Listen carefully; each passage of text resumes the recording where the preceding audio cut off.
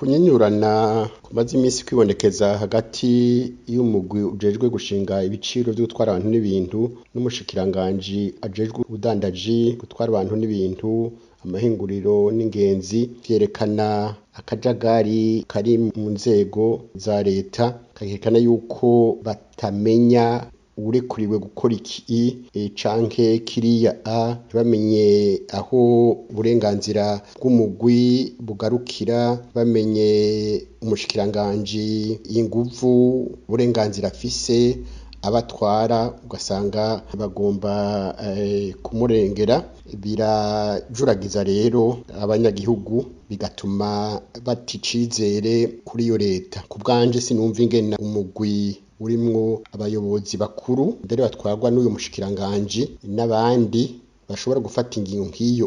ikomeye ku buzima bw'abanyagihugu, ko iyo udugije igiciro co kwiyunguruza no kwunguruza ibintu bica bigira ingaruka mbi ku biciro vyose, kuko ibidandazwa vyose babitwara mu modokari, ku buryo rero ivyo biciro biduze n'ibindi biciro vy'ibindi bikoreshwa, ibiribwa, ibinyobwa vyose bica biduga. Kagira nti rero mu bisanzwe ingingo nk'iyo ifise ingaruka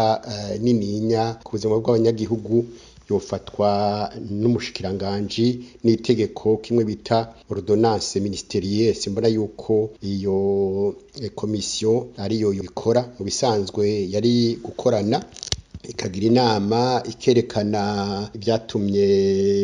bashinga ivyo biciro, bagaheza bakabwira umushikiranganji bati rero nimba uvyemeye akira ibi twaguhaye uheze usohora itegeko. Iyo rero bitagenze uko vyerekana yuko batumvikana. Iyo batumvikana rero ari abantu bakomeye nk'abo mu bushikiranganji, uca wibaza ingene bigenda mu buzima bwa misi yose, ugaca wibaza abo bantu none baraheza bagakorana gute, uca ubona yuko mbere ari akajagari koko muri ubwo bushikiranganji.